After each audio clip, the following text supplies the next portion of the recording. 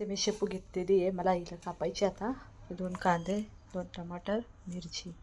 तर आपण हे सगळं मी कापून घेते. शेपू कापून घेते, डाळ भिजवली आहे, कांदा, मिरची, लसूण, टमाटर. आपल्याला आता गॅस चालू करायचा आहे. त्याच्यावरती कढई गरम करायची. तर हे गरम झाल्यावर याच्यात तेल टाकणार आहे.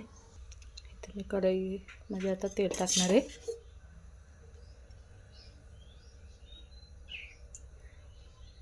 तेल आपल्याला गरम होऊन द्यायचं आहे. आता आपलं तेल गरम झालं आहे. आपल्याला लसूण टाकायचं पहिले. शेपूच्या बाजूला लसूण जास्त घ्यायचं. मिरची,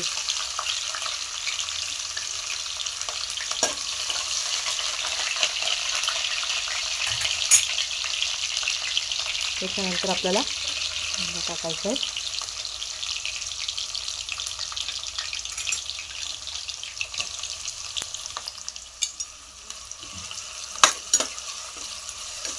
त्याचा आपल्याला भाजून घ्यायचं आहे. आपला कांदा आणि लसूण मिरची सगळी अशी हे झाली लालसर झाली, थोडीशी पांढरी.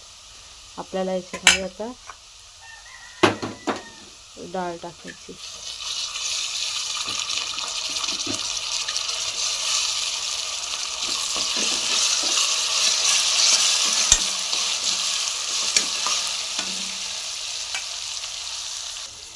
आता आपल्याला याच्यामध्ये शेपूची भाजी टाकायची.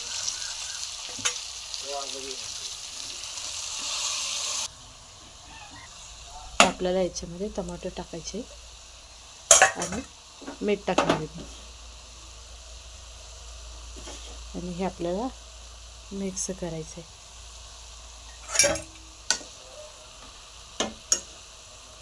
मी हे मिक्स करते.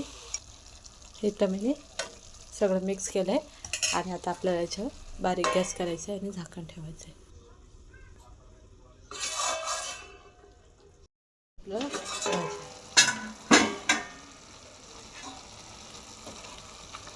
थोडं पाणी सुटलं आहे तिला. तर हिला वाफेवरच आपल्याला शिजवायची. खाण्यासाठी खूप छान आहे भाजी शेपूची. तर आपली भाजी शेपूची भाजी छानच आहे. आपली भाजी झालेली आहे.